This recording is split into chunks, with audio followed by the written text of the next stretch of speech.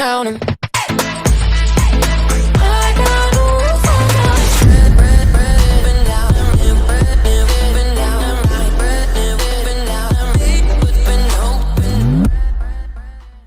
About the sky.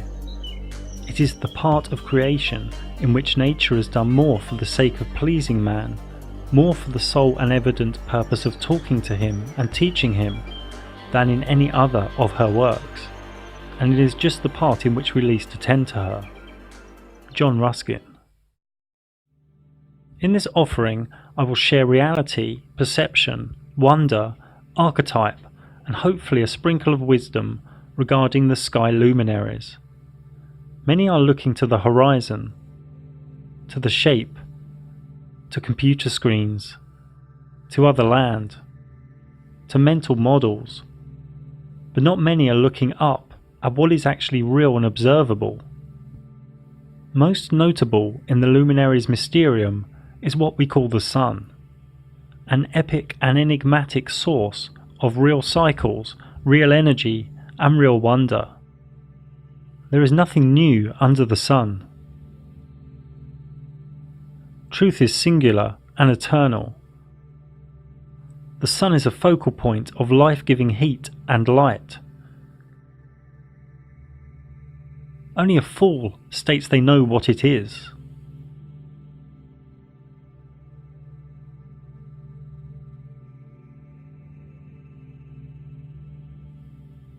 The close sun within our realm makes one full westward revolution every 24 hours, spiralling out and gradually faster to the Tropic of Capricorn on the winter solstice, and spiralling in and gradually slower to the Tropic of Cancer on the summer solstice, thus giving us the seasons.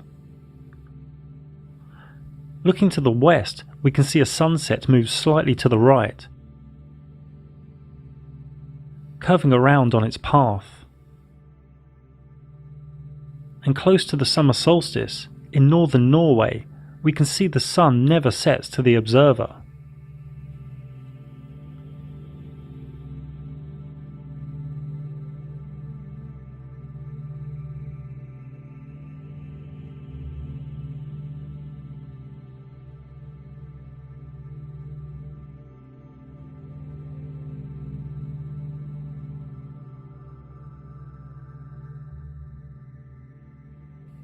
Here is another way to view the summer solstice.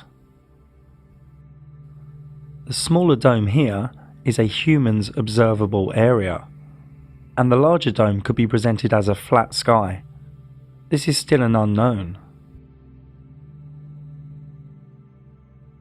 Here is another way to look at the equinoxes.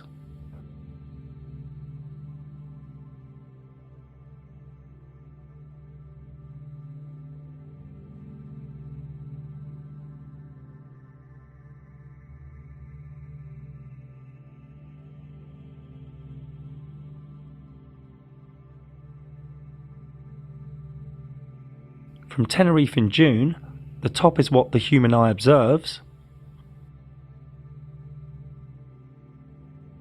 and below is what is really going on.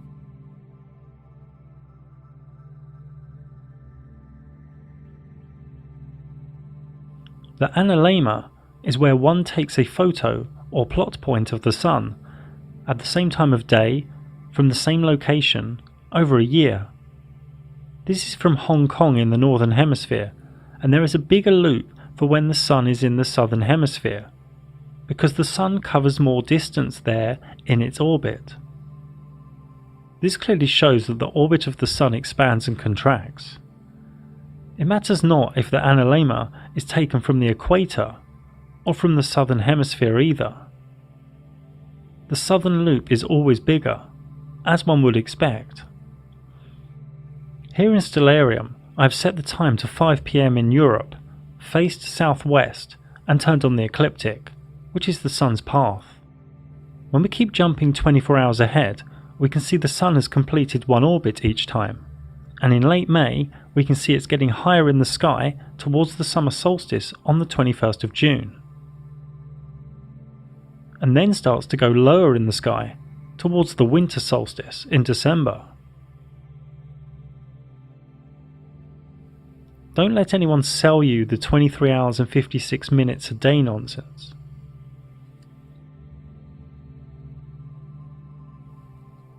In real life, as it shows in Stellarium, we can see only a section of the night sky. When we move, our vanishing point also moves with us. And therefore, what we can see in the sky moves with us too. We know the sky appears to the eye as a dome, but this could be due to perspective. I mean, here it looks like the ground goes up and that the tracks go together, when we know these aren't true. The human eye's vanishing point shows us a visual reality that is not always objective. We simply have not unravelled the flat sky or dome mystery yet. This is all new. This awakening of true cosmology only made a comeback in 2014. The year I also first spoke out about it publicly. In many cases, we need to revel in the mystery and enjoy the mystery. The sun comes into the observer's vanishing point. This is known to most as a sunrise. The sun goes out of the observer's vanishing point. This is known to most as a sunset. If we go up in altitude, the sun comes back into one's field of view as the vanishing point has increased.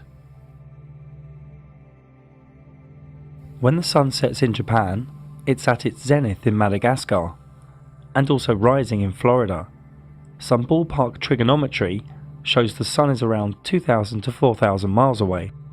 Well, that is, if it is an actual thing within the rules of known physics, which it possibly isn't. Now, these sunrises and sunsets often appear as different sizes. This is due to one or more of the following: the observer's position, land contour, sea temperature, atmospheric haze, and atmospheric temperature. So how high is our sun? We have seen evidence of localized hotspots.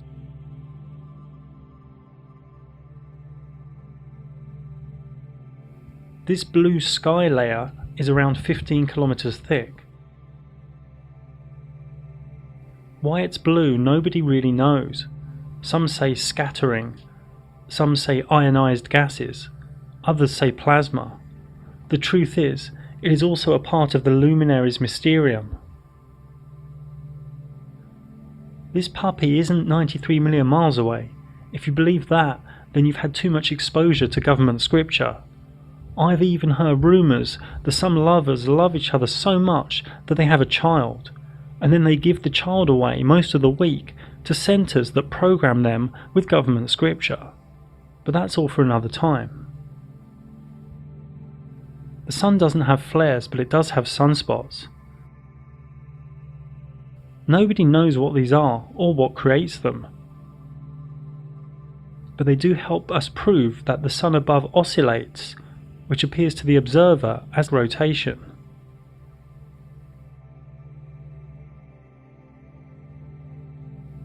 The actual light of the sun does many wondrous and irrational things, near impossible to work out logically. Here is the model for sunlight observation for various months.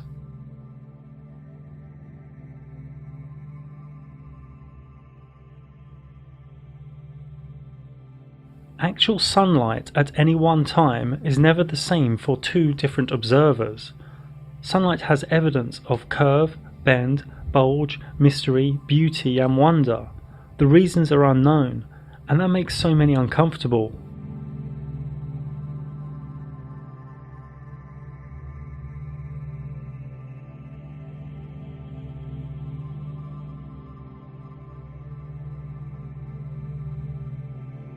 We don't even know if it is really an object.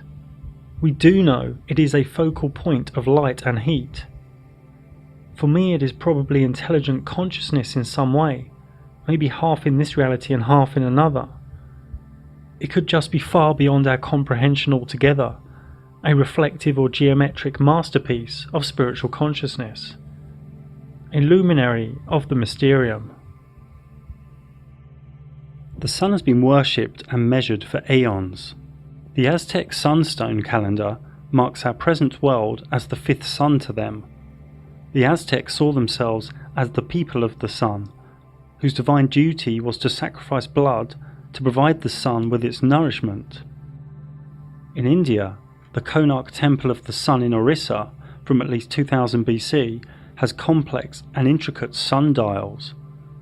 These 24 wheels use complex and detailed shading and measures a magnitude of different units of time and cycles, mostly from sunlight. All around the world there are symbols for the sun, and temples aligned to the sun, marking the solstice and equinox.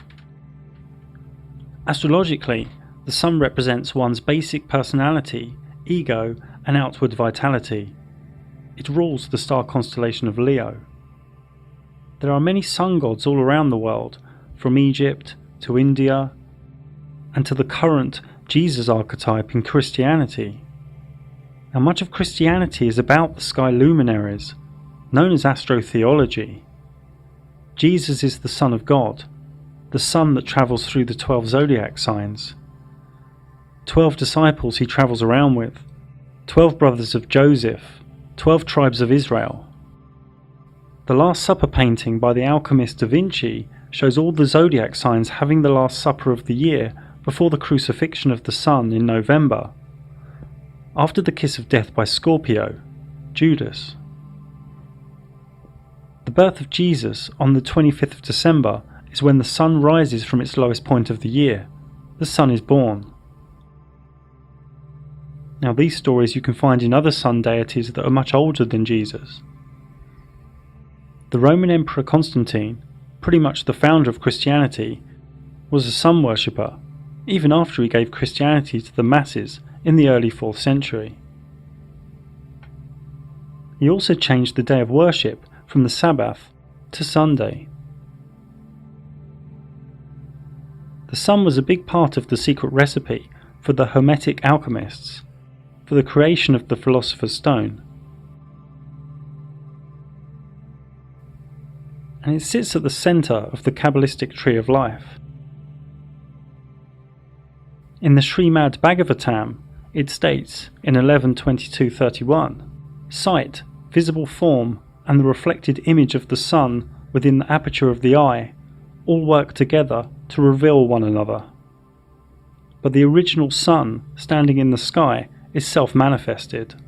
Similarly, the Supreme Soul, the original cause of all entities, who is thus separate from all of them, acts by the illumination of his own transcendental experience. As the ultimate source of manifestation of all mutually manifesting objects. Democritus, in BC, said a quote that will help us as we continue through the other luminaries. It will be apparent that it is difficult to discern which properties each thing possesses in reality. The moon is the other large luminary in the sky. It has always been an enigma. It has always been worshipped, and its energy through its mystical phases affect much life in this reality. A mystic once said, "Look at the moon in the sky, not the one in the lake." Another said, "Moonlight drowns out all but the brightest stars." A Taoist author once said, "The moon does not fight, it attacks no one, it does not worry, it does not try to crush others, it keeps its course, but by its very nature, it gently influences." The moon is the same size and distance as the sun, and follows close to the sun's path, the ecliptic. The moon takes about 24 hours and 51 minutes to complete a revolution above us, slower than the sun. The moon is always close to the ecliptic, within 5 degrees above or below. It also comes and goes, just like we saw with the sun. The moon crosses the sun's ecliptic approximately every 2 weeks. These crossings are known as lunar nodes. If it crosses the ecliptic at full moon, we have a lunar eclipse. If it crosses the ecliptic at new moon, we have a solar eclipse. Remember this for later.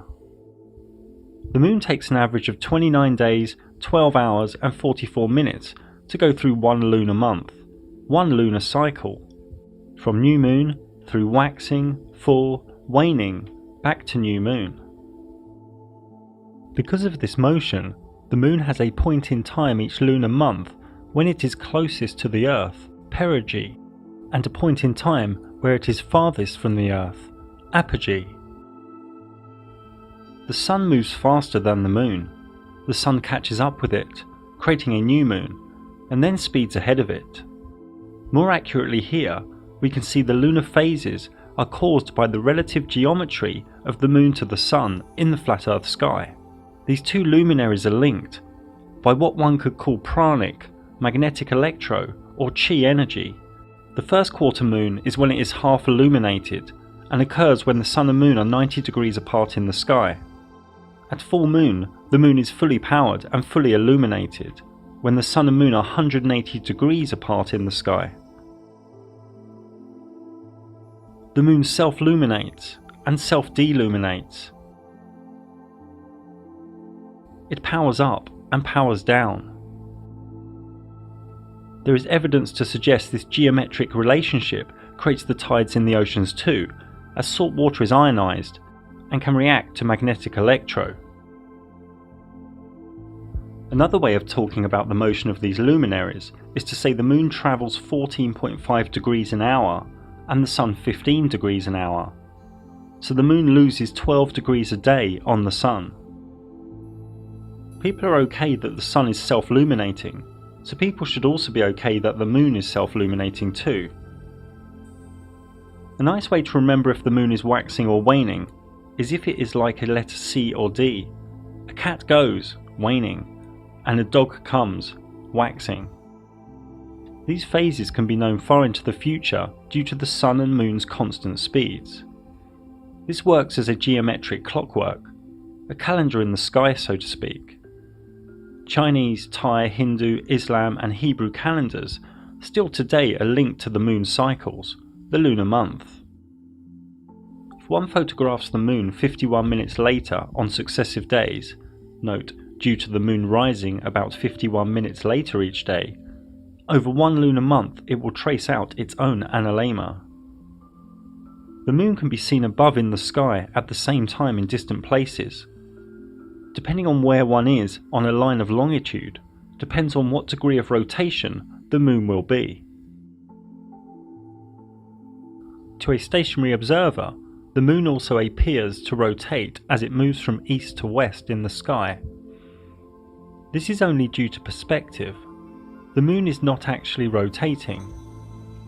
It will appear to rotate one way until it is above one's head, and then the other way.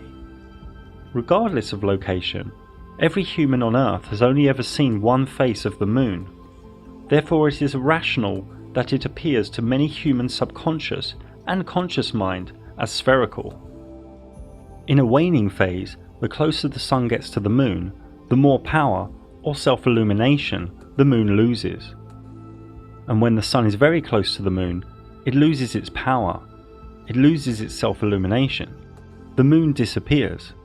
Some say we should really see a black silhouette. We don't though, we see nothing, and can pick up nothing with cameras or telescopes.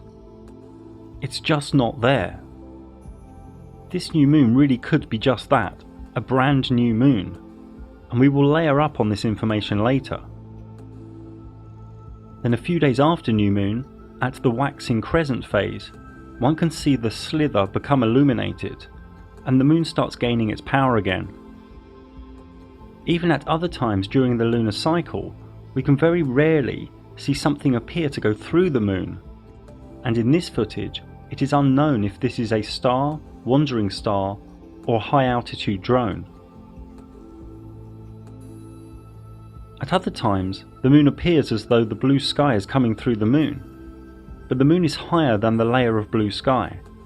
So is the moon semi-transparent here? Is the moon not totally there in these instances? When the moon is half illuminated, is the other half there or not? Again, the Luminaries Mysterium has not given us a clear and rational answer as yet. We don't know. we have to continue to revel in the mystery. We don't know what the moon is.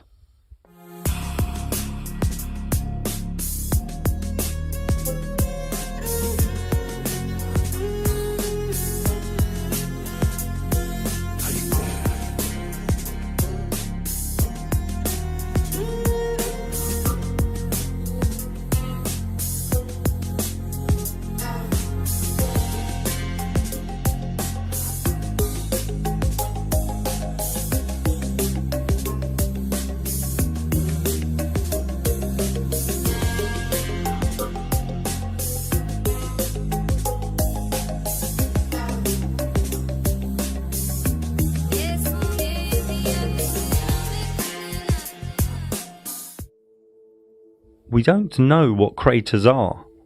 In truth, they are just different shades of light and dark.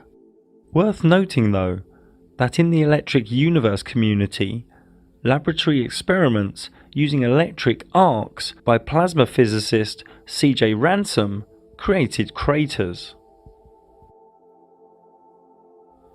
Is the mainstream story for the 22-degree halos another wild myth?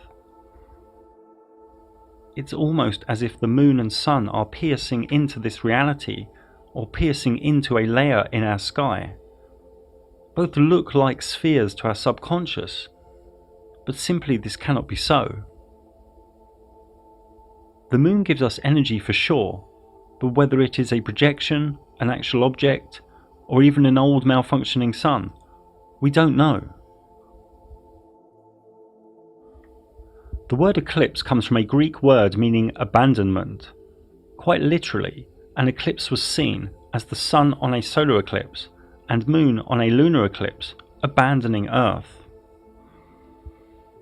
The lunar eclipse is only possible exactly on a full moon, when the sun and moon are directly opposite, and also when the moon is at the crossing point of the ecliptic, at the lunar node, when H1 and H2 in the image are at the same altitude. This is all akin to a super tight and accurate astrological aspect of opposition. Any solar year has a minimum of 4 eclipses, 2 solar and 2 lunar, and it is possible to have up to 6 or 7 eclipses in a single solar year. The moon is full, fully charged, and then it loses power, preparing energy, retracting. Then it sparks, surges, pulses. The moon becomes reddish as it continues its potent energetic link with the sun. A pranic or magnetic electro handshake with the sun. Blinking, flickering. It seems to be a reset of sorts, or more wildly, a malfunction or false kickstart of an old sun trying to recharge itself. And then it regains power. The lunar eclipses are seen where it is night time, and over a massive land space with the same intensity. They last for a few hours, much longer than the minutes of a solar eclipse. The change in colour during a lunar eclipse is seen simultaneously by people in different continents, and because of this, the obstruction theory from old Vedic myth is impossible. The theory that it is obstructed by another celestial body, such as Rahu, Ketu, Shadow Planet, Mount Meru, Black Sun or Lilith, is easily debunked, as it would only be visible in a small location. You see, with this lunar eclipse, any obstructing body would be huge, many times bigger than the moon. The solar eclipse has caused fear and been associated with myth, legend and superstition throughout history. Even today, an eclipse of the sun is considered a bad omen in many cultures. Esoterically and astrologically, I would say never make a big life decision near or on an eclipse, only unless you really know what you are doing with bringing the energy down and harnessing it. Predicting eclipses has been going on for millennia too, as early as 600 BC by Thales. Saros astrology can predict eclipses, and this goes back to Chaldean and Babylonian astronomers. A solar eclipse is only possible exactly on a new moon, when the sun and moon are directly together, and also when the moon is at the crossing point of the ecliptic, at the lunar node, when H1 and H2 in the image are at the same altitude. This is all akin to a super tight and accurate astrological aspect of conjunction. Now, many strange humans think there is 93 million miles between these two luminaries, and one is 400 times bigger. This is where the moon is. It cannot be anywhere else. But as we saw earlier, the moon is transparent, stroke disappeared, at this time. We believe the moon is passing over the sun. It should be. But looking at these filtered images, nothing is there. It matters not what one does with telescope or imagery software, one cannot find a trace of the moon. It is as though the sun eats itself. It's really important you understand the moon is not there. Then you might wake up to the magic and mysticism of this realm we are in. Totality during a full solar eclipse can only be seen from a very small area on Earth. This area is usually about 100 miles or 160 kilometers wide, and about 10,000 miles or 16,000 kilometers long. Areas outside this track may be able to see a partial eclipse of the sun. This thin strip is pure flat Earth truth, as a shadow is never smaller than the object casting it. Many think the Vedic dark luminary of Rahu covers the sun. Rahu, the god of darkness, the black sun, the shadow planet. This cannot be true, as the total solar eclipse lasts for only a few minutes at any given place. Objectively, all we know is the sun appears to eat itself due to the pranic handshake. A resetting, a new sun cycle, a refreshed sun. The Vedic myths of Rahu and Ketu are simply archetypes of the lunar nodes, and their myths are spoke of at length in my free moon ebook. There are three types of solar eclipse: partial, annular, and total. The difference between a total and annular eclipse helps to confirm that the moon moves closer and farther from us, perigee and apogee. I wrote a thesis in the moon book about whether the moon could be an old malfunctioning sun. Let go of old notions and listen to the logic. The moon is the same size and altitude as the sun. The moon travels in almost the same trajectory as the sun. The moon is a little slower than the sun. The moon's power and charge is directly linked by its geometry to the sun. Both affect plants and animals, and all life on Earth. Both have evidence of being magnetic electro in their nature. There are many ancient myths as to which sun we are in. For example, Aztecs say we are in the fifth sun, and my free moon book contains many other supporting myth, legend, and pantheon. The moon is awash with mystique, myth, superstition, and esoterica. The new moon is like a start of a wave, the start of new intentions. The full moon is like the crashing of the wave, and the waning moon is like the decay of a wave retreating. A healthy woman in her power has her menstrual cycle during or near full moon or new moon. It is more beneficial esoterically to fast or cleanse the days before a new moon. At full moon, the pineal gland opens more and the spiritual veil is thinner, so to speak. Most humans have dense energy and live in the five senses and personality matrix, and are disconnected from the moon's energetic cycles. The moon phases also affect the planting of crops and plants, and many other things. In astrological terms, the moon is one's soul, emotions, moods, and subconscious, and is home in the sign of Cancer, which links to feelings, trust, intuition, nurture, and mothering. The moon has over 100 deities from all around the world, dating back millennia.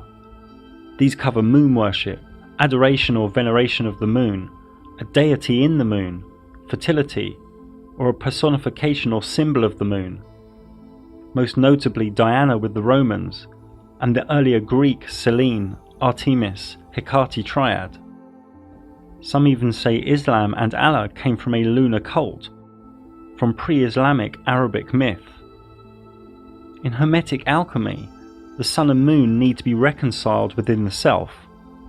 The inner male and female, logic and emotion, communication and feeling, all united in perfect balance before the elixir can be achieved.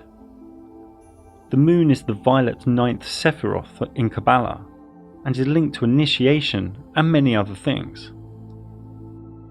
In ancient Arabia, the moon's path through the 12 zodiac signs over a lunar year was split into 28 lunar mansions, with each one ruled by a spirit that could be invoked. Talismans and amulets were used within this system too. No matter which mansion, benevolent magic was done on waxing moon and malevolent during waning. This system was popular in the Renaissance period in Europe, and one can still find it in use to this very day. Her charms are for sure a mystery unto herself.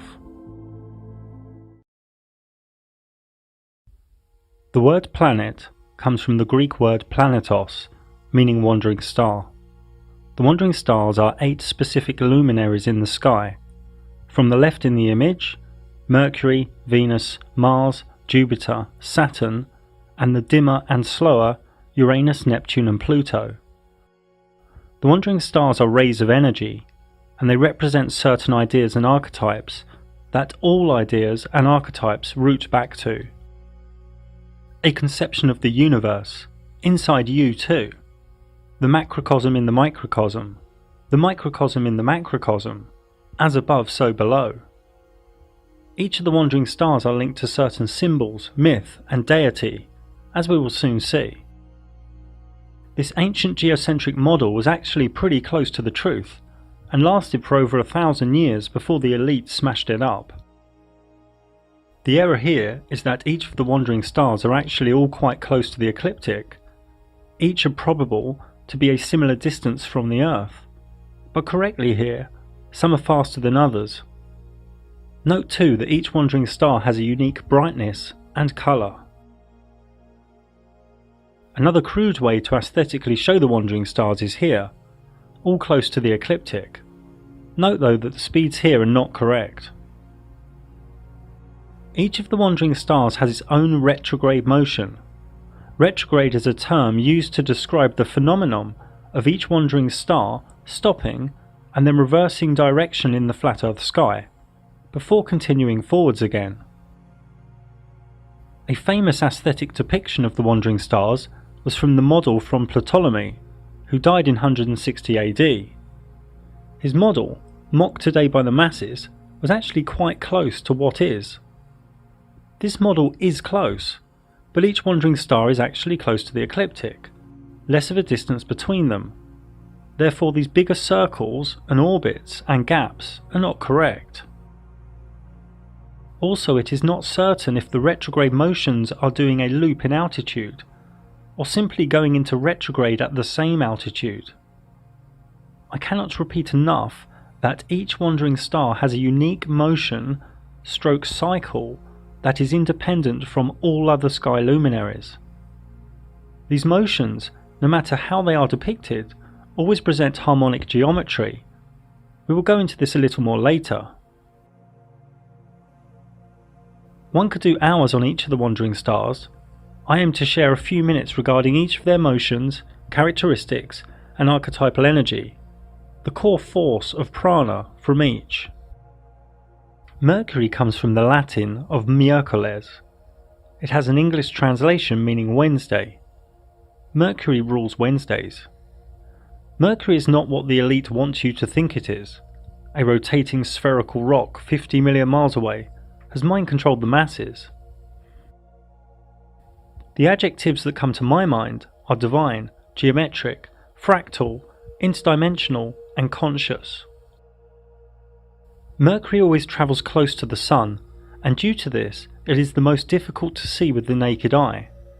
Here I've turned off sunlight stroke daylight so we can move forward 24 hours a click and see its motion forwards, retrograde, then back to the same point again.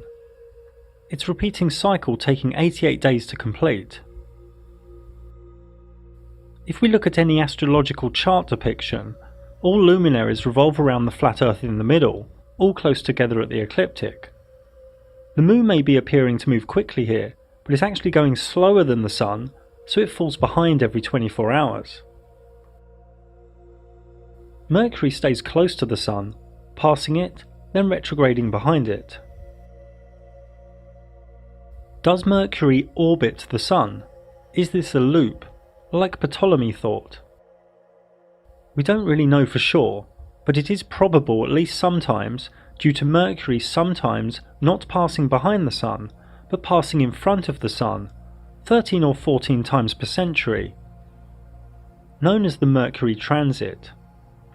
Now one needs special filters to witness this, and it helps prove just how small the wandering stars are. The next Mercury transit is in November 2019, then in 2032. This event lasts about 6 hours or so. So usually Mercury passes behind the Sun, or does it do something similar to the Moon and disappear when close to the Sun? Who's to say it hasn't disappeared when in front, and the black circle is due to some magnetic electro or pranic handshake, akin to a solar eclipse? It is said that Mercury has phases, just like the Moon, a long 88-day cycle to complete the phases. This graphic is crude. I'm again not saying it loops, and this could be drawn as a straight line or an ellipse or a circle, but it shows, like the Moon, the side closest to the Sun is self-luminated. That the 26% phase on the left is bigger than the 51% phase next to it. If these images are trustworthy, this would suggest a looping higher in altitude during retrograde. Mercury astrologically signifies mind, learning, communication, thoughts, logic, reason and knowledge. It rules the constellation of Virgo, Earth, the energy of intellectualism, rationale and practicality, the orderly and helpful ray of service that overconforms. It also rules the constellation of Gemini, Air, the energy of information, intelligence, change, talking, being social, spontaneous, fickleness and indecision. Mercury retrograde is feared more than other retrogrades of other wandering stars. In retrograde, the power and force of the ray of energy is weakened. It's gone back on itself. In Mercury retrograde, electrics can play up, communication and contracts can be delayed or have misunderstandings. It's a time to back up, re-look at things, and not to start big new projects, sign new contracts, or to buy new electrical goods, properties or vehicles. The most notable deities and archetypes linked to Mercury were the Roman god of wealth, word and commerce, also Hermes, the Greek god of alchemy, born from Thoth, the Egyptian god of writing, knowledge and the Emerald Tablet. In Kabbalah it is the 8th Sephiroth, and linked to many other things. Venus is from the Latin word Viernes, meaning Friday. Venus is far from what your local gatekeeper school science teacher thinks.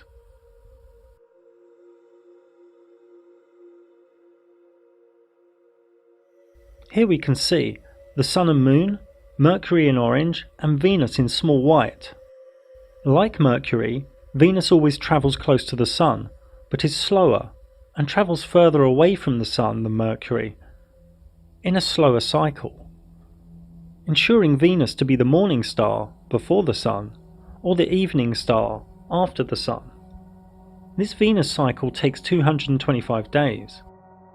To the naked eye, Venus doesn't appear to twinkle, but instead glows with a bright and steady silvery light, making her the second brightest light in the night sky, after the Moon. Out of the wandering stars, it is only Venus and Mercury that have phases. So Venus also appears to get smaller and bigger. So again, it either has an apogee and perigee, or it simply gets smaller and bigger where it is, at the same altitude. Here we can see some esoteric labels for Venus' different phases, known as its underworld cycle. Its descent from the evening star to its birth as the morning star. Again, this doesn't have to be drawn as a loop or orbit of the Sun. It could be a straight line.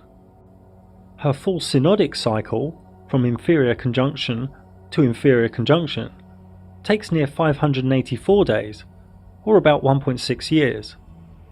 This is due to the interaction of Venus's 225-day cycle with the 365-day solar cycle. Now Venus, whether it loops around the Sun or not, when it conjuncts with the Sun, it creates these 5 points. And these 5 points are in perfect geometry above us. This is known as the dance of Venus. And these 5 points make the perfect pentagram, fractals in the sky. This was all known to the mystics of the Renaissance period. This is the current Venus cycle within its current dance. Venus also creates geometric patterns with Mercury, all from a random Big Bang, they tell your children, via their worldwide mind control program. Venus is the only other wandering star, as well as Mercury, that sometimes appears to pass in front of the Sun. Like Mercury, we don't really know if it is in front of the Sun, or in the Sun, or if it disappears like the Moon due to some pranic handshake. A Venus transit is more rare though. This reoccurrence pattern of 8 plus 105.5 plus 8 plus 121.5 years repeats itself in the catalogue of Venus transits. An example of this pattern is in the transits of 1874, 1882, then 2004 and 2012. Note that Venus appears larger than Mercury when transiting the Sun. Now if one takes a photo from the same location every 24 hours, over 113 years, one sees another dance between the Sun and Venus. One gets an analemma. Here is an analemma from Venus and Mercury.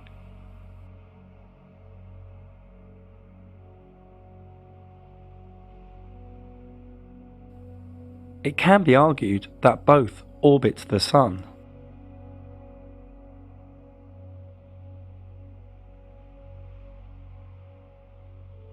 But it may not be the case. Look here. This dot is moving in a simple elliptical path. But if other dots are added, it appears to now go vertical. Vertical up and down, but side to side. It is only elliptical when presented alone, so don't jump to conclusions with Venus and Mercury. Venus astrologically signifies aesthetic beauty, romance, courting, relationship dynamics, gentle harmony, grace, and the sensual feminine.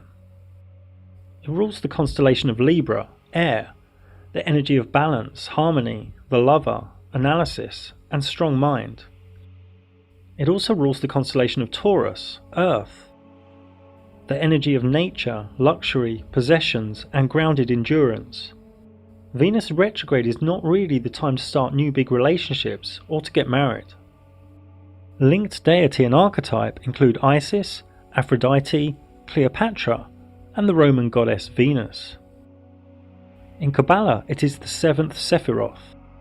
And this tree of life is many things, including a meditative glyph and a table of classification, where every myth, herb, gemstone, scent, and deity ever known will find its rightful place upon the tree. In a Sephiroth, or in one of the 22 paths. The old Mayan Dresden Codex was all about accurately measuring Venus cycles, and on the last page depicted a cataclysmic flood. Mars, Saturn and Jupiter are less complex. They simply move around the ecliptic with no care for the Sun or any other luminaries. They each sometimes go retrograde too, but no phases and no transits. Luminaries in the sky, simply doing their own thing. They say Mars has 2 moons, Jupiter 64, Saturn 62, but there is no evidence these are moons. we can just see a few small luminaries in the sky that hang out with a bigger luminary. There is also no evidence of any rings at Saturn.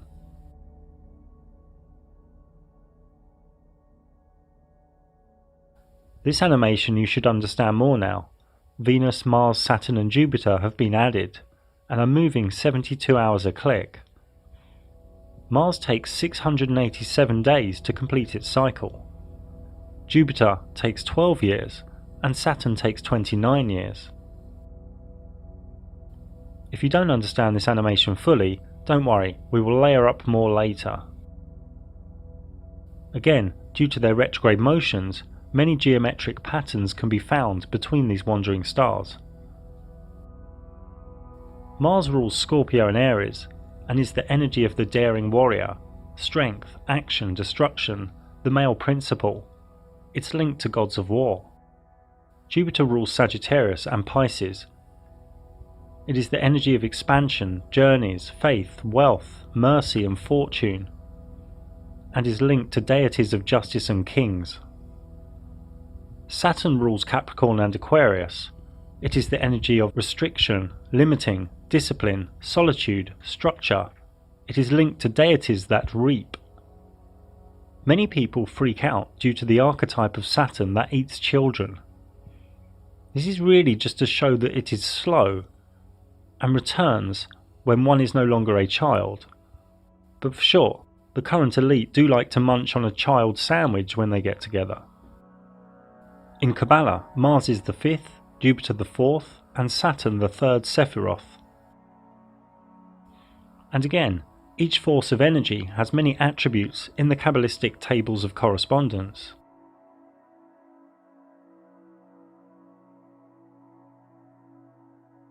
I'm old school and don't really care too much for Uranus, Neptune or Pluto. They are so dim and slow, and they were only discovered in recent centuries. They say Uranus has 27 moons, Neptune 13 and Pluto 5. Again, just tiny lights in the sky that hang out. These three generational forces simply move around the ecliptic super slow.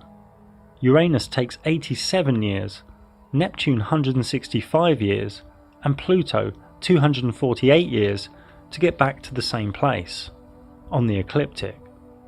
To complete their cycle, to get back to the same place on the ecliptic.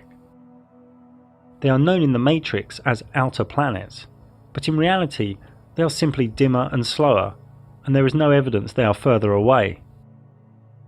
Due to points of retrograde over tens of thousands of years, Uranus and Neptune will do their own geometric dance. Uranus is the energy of rebellious change, freedom, revolution, and awakening. Neptune, the energy of dreams, mystic awareness, and idealism.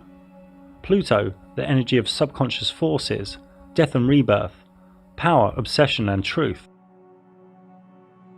There is a whole host of geometry in the sky when looking at various combinations of wandering stars, but no evidence of spheres, rocks, gas giants, light years, or any other of the government fairy tales.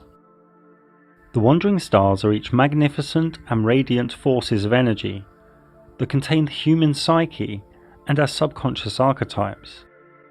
The wandering stars have many tables of classification and attributes.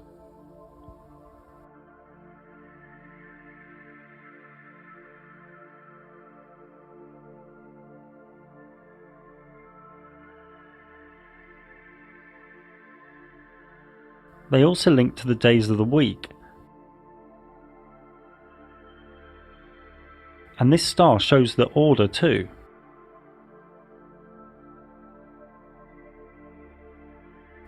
Now, in the time of alchemy, Greek mystics, and then the Renaissance period, many mystics created art of what is known as the celestial spheres.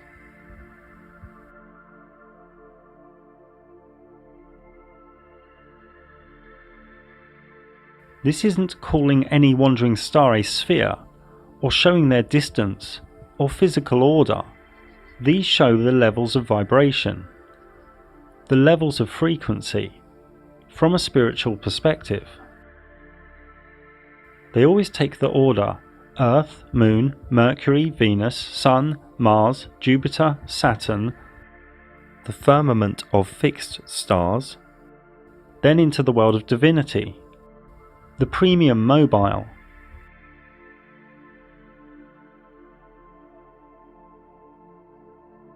paradise, infinity.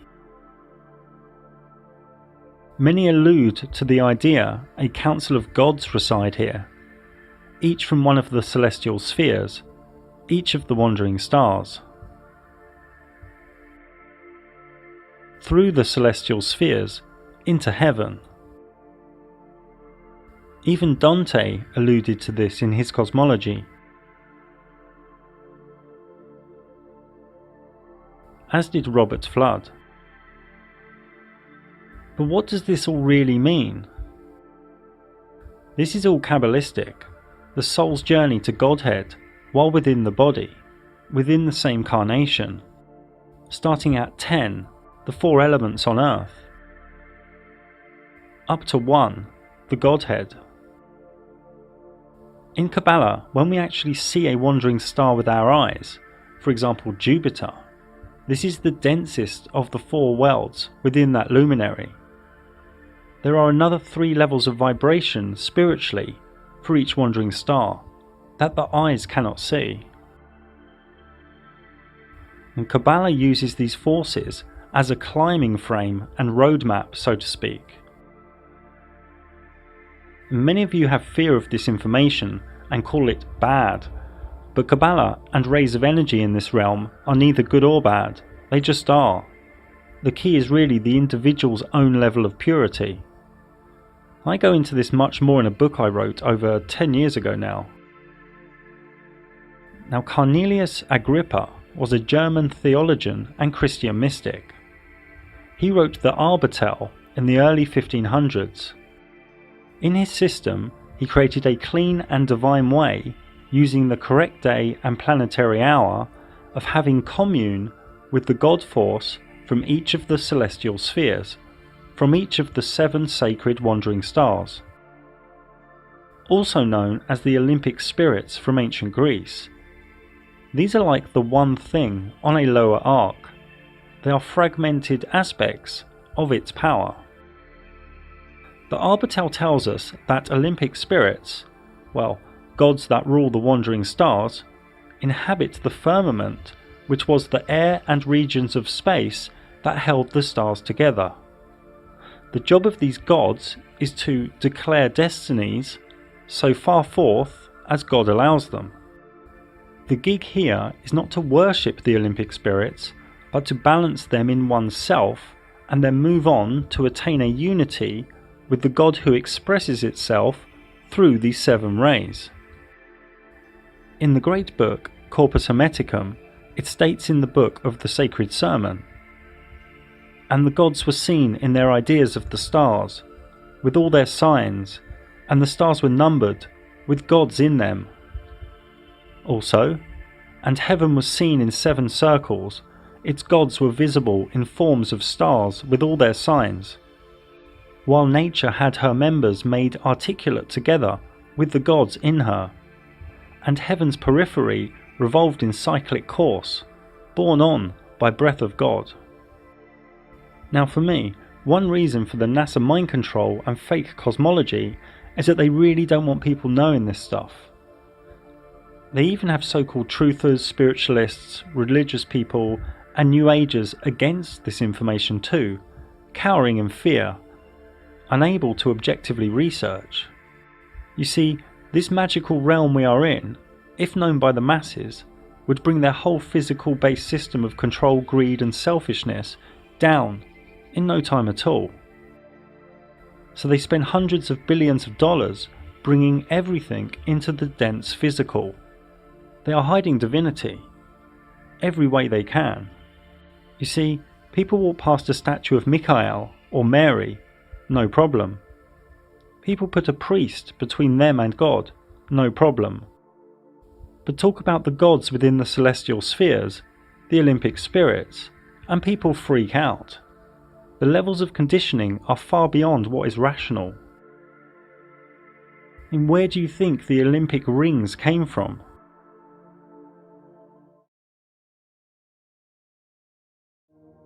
The blanket of fixed stars all move in unison, as one, with next to no evidence of any parallax.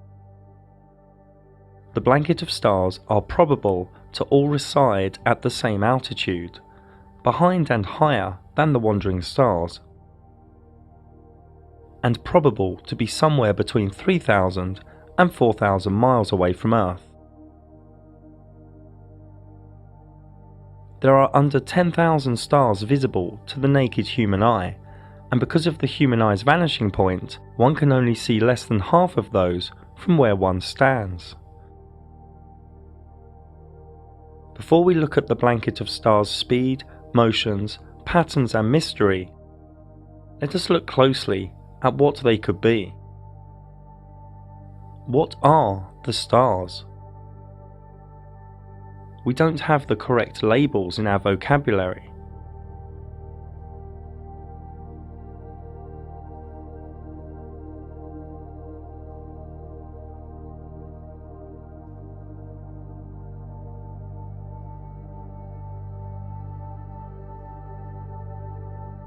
The words that arise for me are geometric, intelligent, fractal, divine, holographic, interdimensional. Some even appear as diamonds. Some hollow.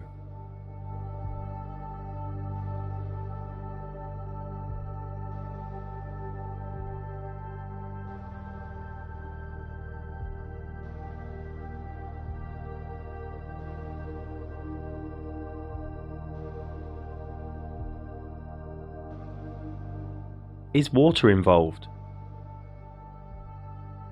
Is sololuminescence involved, where high-frequency sound waves in liquid cause a bubble to implode into light? Are cymatics involved?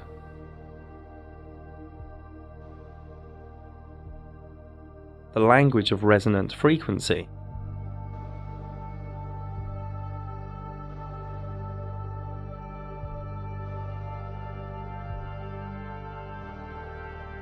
Some even think stars in this reality are technical and related to these metal balls that are said to fall to Earth. If one zooms past a star and then increases the brightness, it can appear to the eye like the star is indented into the firmament. This is 160 times zoom, at sunset, with clear visibility. We just don't know. The Luminaries mysterium cloaks its secrets from us.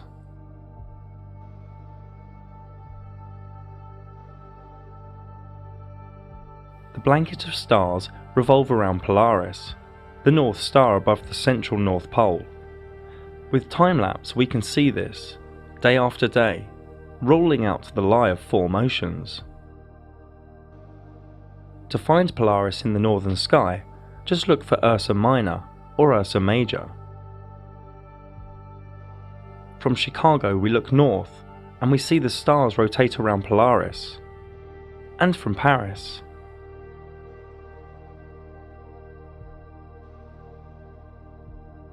And from near Japan.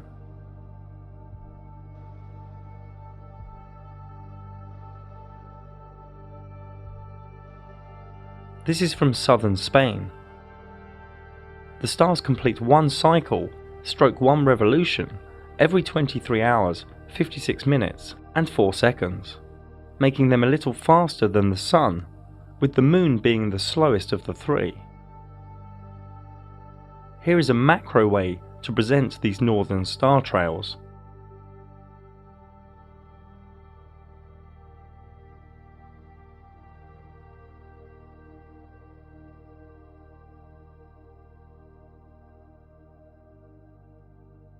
To get a good idea of the motion of stars, we need to look in different directions.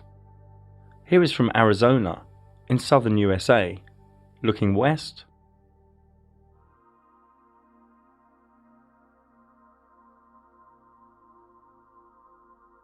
looking east,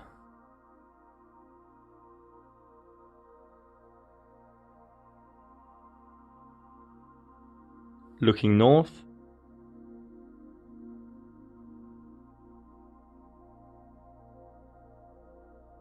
and looking south.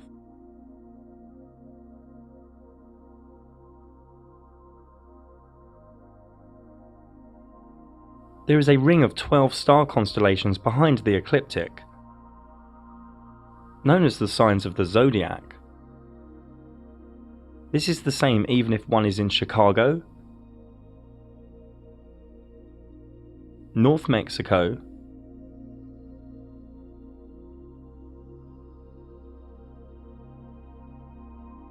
southern Chile, or anywhere on Earth. So if one splits the circular 360-degree ecliptic up into 12, one gets 12 times 30 degrees, each being a sign of the zodiac, which all takes 23 hours, 56 minutes and 4 seconds to revolve above us. These constellations appear upside down to people in the southern areas of Earth, for the simple reasons shown here. As the stars take 23 hours, 56 minutes, 4 seconds to revolve, and the Sun takes 24 hours to revolve, every 30 days or so, the Sun enters a new sign of the zodiac, and then will spend around 30 days there until the zodiac has overtaken the Sun again. This can be seen here too, with the zodiac being the outer thin ring of 12 signs. First we will move 2 hours forward a click. Then if we move 10 days forward a click, we see the zodiac speeding ahead, so the Sun therefore travels through the 12 signs of the zodiac over a solar year.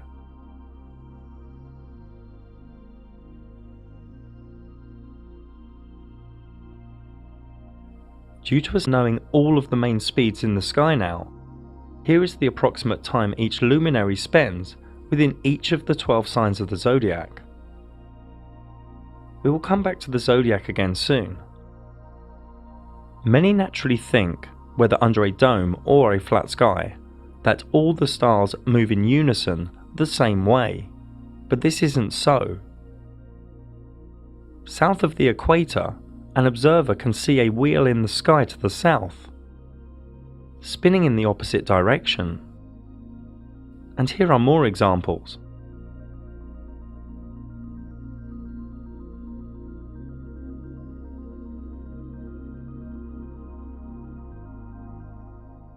So to get our bearings, let's look from one location. New South Wales in Australia. Looking west,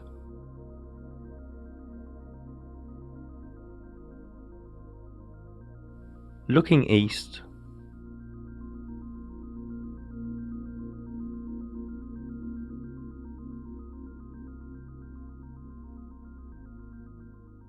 looking north, where Polaris is too far away from the observer's vanishing point,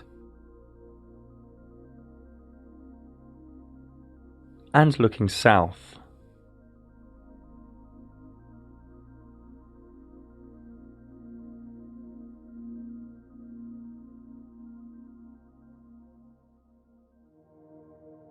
So this wheel at the south is interesting for 2 reasons. One, it creates a fractal if caught on time-lapse photography at different intervals, a bit like this. And 2, because at 3 different locations on Earth, the exact same southern wheel can be observed in the sky.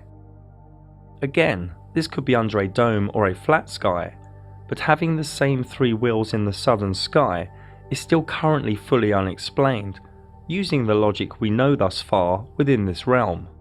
Some say reflective duplication. Some say it is the North Stars refracted, reflected, or warped in some way.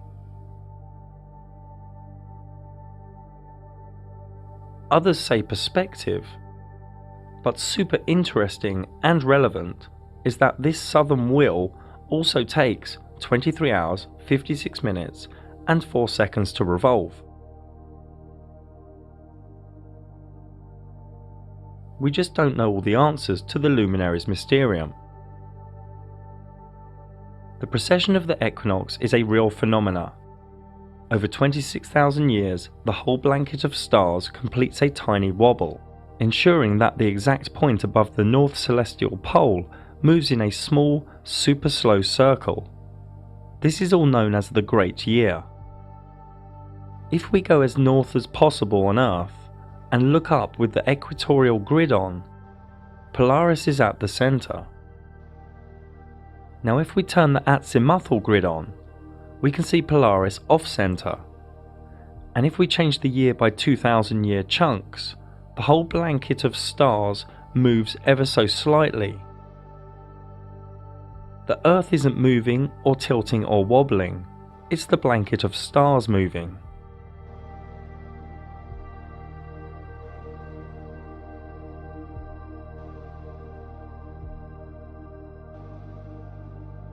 This movement in the sky is very slow, 1 degree every 72 years, so 360 degrees, a full revolution, every 26,000 years. The motion of the stars is like this.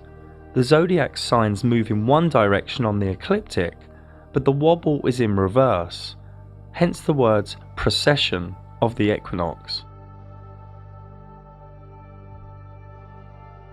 So recently, from the age of Taurus, through to Aries, through to the current age of Pisces, and soon into the age of Aquarius. On every spring equinox, the sunrise to the east has the current age behind it, and we are coming out of Pisces into Aquarius. And due to the 1 degree wobble every 72 years, every 2,160 years or so, humanity enters a new age. Here is the equinox sunrise for the year 4178, deep into the age of Aquarius.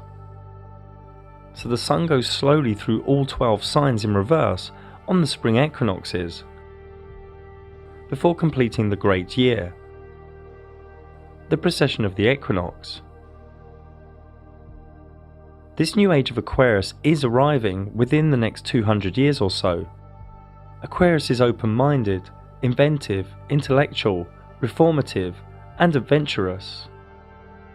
It is also unpredictable, defiant, unemotional, and rebellious.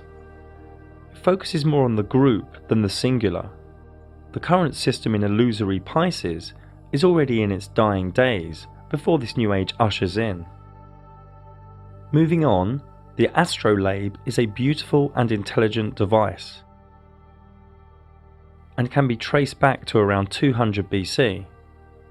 It has many uses, such as the sun's path and the time of day.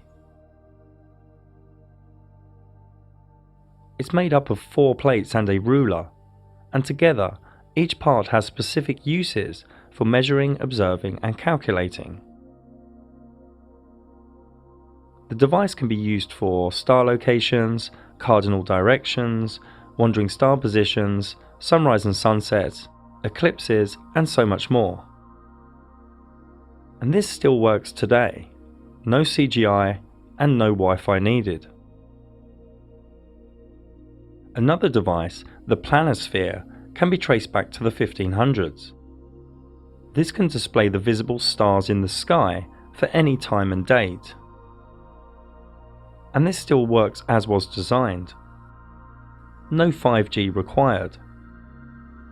Both the astrolabe and the planisphere were totally designed within and for the Flat Earth Luminaries mysterium. The zodiac is a wealth of energy, wisdom, archetype, and meaning. Nobody knows who first grouped the 12 constellations on the ecliptic, but it is ancient, received from a higher state of consciousness, pre-flood for sure. Each sign has been anthropomorphized as figures, animals, and archetypes. Each sign has been studied and wondered over by mystics, astrologers, healers, and artists. The zodiac splits up the 12 months, 4 seasons, solstices, and equinoxes. Each star in the sky gives us energy, and why would you not believe that? The luminaries of the Sun, Moon, and wandering stars give us energy, and each star also gives us energy. Therefore, groups and clusters of stars also give us energy as collectives. Each sign has its own energy signature, its own archetypes. The sign motivates any wandering star within it and asks the wandering star what is it seeking. Each zodiac sign is within one of 4 elements, one of 3 quadruplicities, and also a gender. As we already know, the wandering stars travel through the signs at different speeds and durations, and each sign has a ruling wandering star, and also a wandering star that when within it is in its exaltation, detriment, or fall.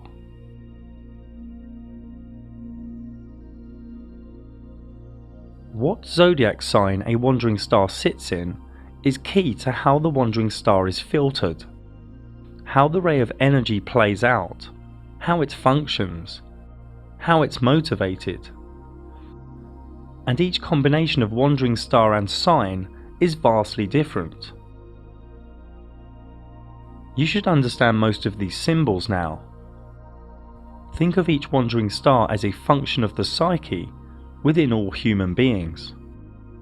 Think of each zodiac sign as the location of what the particular psyche function is seeking, how and where it will play out. So this is what astrology is, the wandering star and the zodiac signs in constant movement behind the ecliptic. And their infinite amount of combinations allow for luminology/astrology to be achieved, recorded, projected, and practiced. This is a repeatable science. Edgar Cayce once said, "The signs of the zodiac are karmic patterns, the wandering stars are the looms, the will is the weaver." The aspects are some specific geometry between the wandering stars on the circular ecliptic. Each human has a unique personal astrology chart for the moment he or she was born, a natal chart, or soul blueprint. This natal chart holds one's talents, challenges, emotional and communication dynamics, evolution, and much more within it. The energies of the 12 signs are already within each human being, but each human being has a different balance of them, with amplifications and gaps. The evolutional quest is to be a perfect balance of all 12, all radiating in their best octave. Remember, all 12 signs and all the wandering stars each have a specific energy. When an energy is too amplified or overpowered, it spills into shadow traits. Each of the energies can also be latent, weak, or underpowered in one's chart. The natal chart really yields gnosis on the self. Each day, the different permutations of geometric aspects in the sky and the combinations of energies in the sky all create flux in this reality. It gets human dynamic and interaction in this reality moving and changing. If one overlays one's natal chart with today's sky chart, or tomorrow's, or next week's, or any date or time in the future, one can see what energies are at play and navigate that moment, or that hour, or that day, whether it be a meeting, or a wedding, or a new project. And the elite really don't want you to know this stuff. But Wall Street, governments, and the military all use this science of the sky. Remember, astrology is not something to live underneath or fear. It is a tool. We all have free will and can each swerve, duck, or ride any coming energies. The sky is the engine room of this reality. Astrology is a finger pointing at reality. Now, Western mystics studied astrology deeply and knew how to understand and interpret the sky.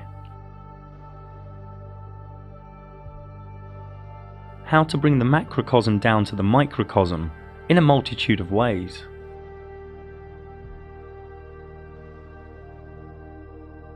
Many self-initiatic mystery schools had an experience where, in a vivid dream or altered state, all the stars would fall into the person at once, and the initiate would wake up with a jolt, at a higher vibration, changed. You may think this is folly, but this is real. The zodiac signs are also related to the tarot, the major arcana. And each third of each sign is assigned to a minor arcana. Both are shown here. The profane think tarot is just for divination, but the tarot energies are forever present through the sky, through time, fitting like a glove to the energies of luminology.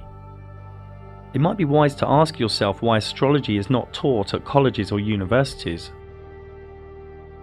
I have had over 100 Flat Earth astrology clients, and for a deeper look into the changes Flat Earth brings, plus more about signs, aspects, orbs and houses, please see my dedicated video on this same channel. There are Flat Earth zodiac clocks and zodiac symbolism all around old European churches, so it's a little bit strange that many modern day Christians look at astrology as something bad. So sit back and take in the next minute or so.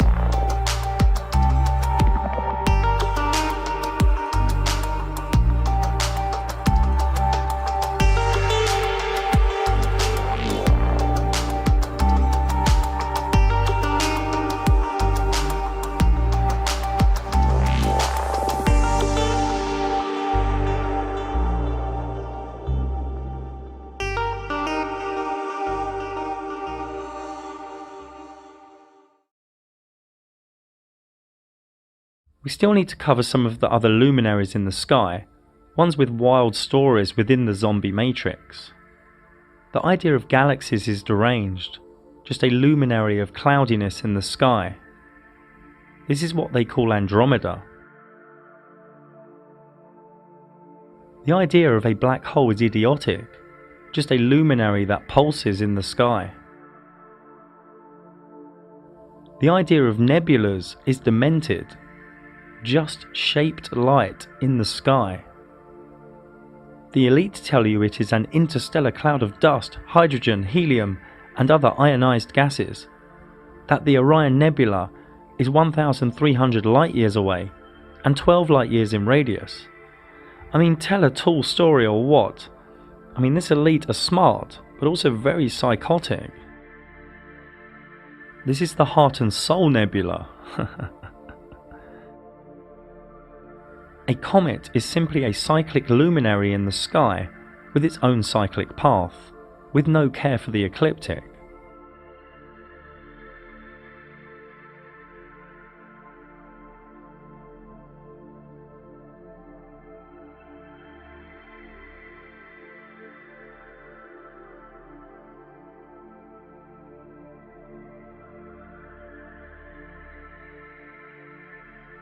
Shooting stars are simply lights that wisp across the sky, appearing randomly, but often at synchronistic moments.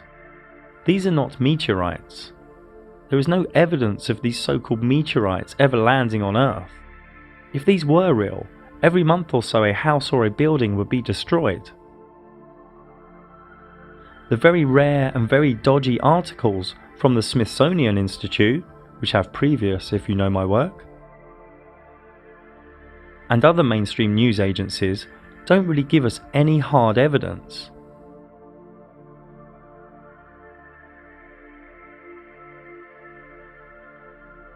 These scorched rocks do exist though, but obviously they do not come from the fairy tale that is outer space.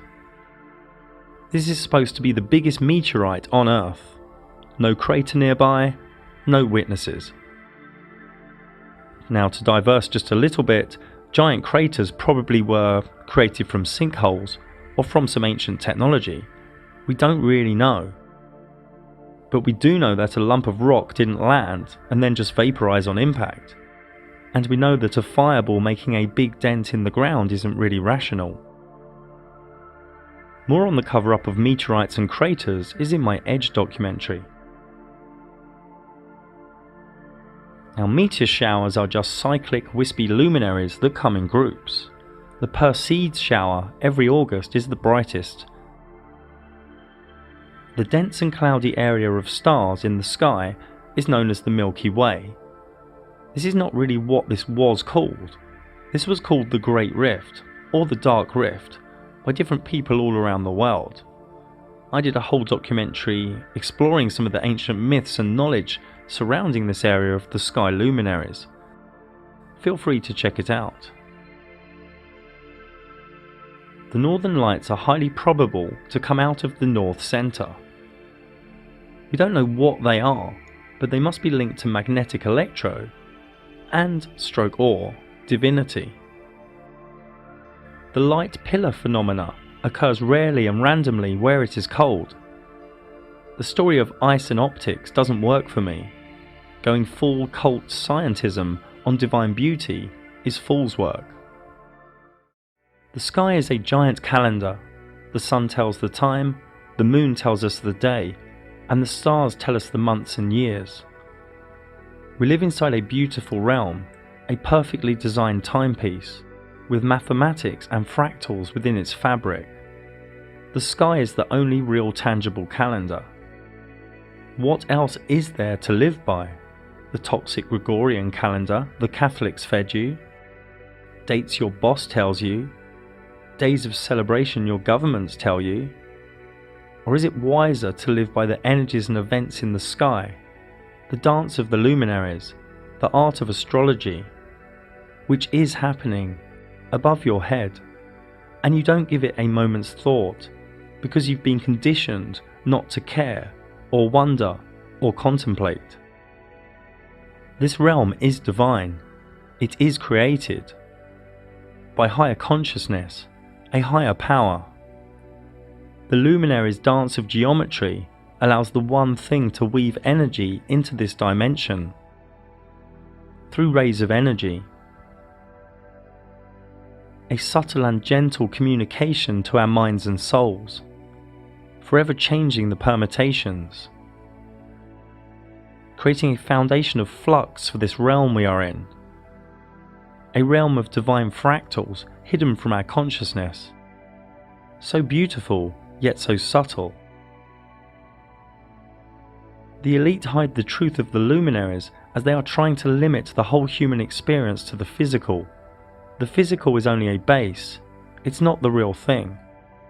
They want you pushed into the Sephiroth of Malkut, as a materialistic conforming drone. But we are both visible and invisible. We need to honor the totality, not just what we can touch. Da Vinci said, there are three types of people: those who see when shown, and those that don't see. And one starts to see only when one starts deprogramming. And it's not an easy ride, but it does get easier. This is the work of the modern day warriors, deprogramming. We don't know our cosmology, but we do know we are in a magical realm of divinity. Are you just coming from the mind to know the sky, or are you reveling in the energies and the invisible wonders of the Luminaries Mysterium? The Luminaries Mysterium is a key out of the Matrix, out of the cult-like scientism religion, but you have to embrace the sky's truth. Love the sky, a beautiful gift from our Creator. Many of you are trying to rationalize a divine mysterium, and one's life here is full of questions, but only fools are full of answers. Srimad Bhagavatam 2.637. And because all of us are bewildered by the illusory external energy of the Supreme Lord, we can see only this manifested cosmos according to our individual ability. Corpus Hermeticum, the secret sermon on the mountain. For I will sing the praise of him who founded all, who fixed the earth and hung up heaven.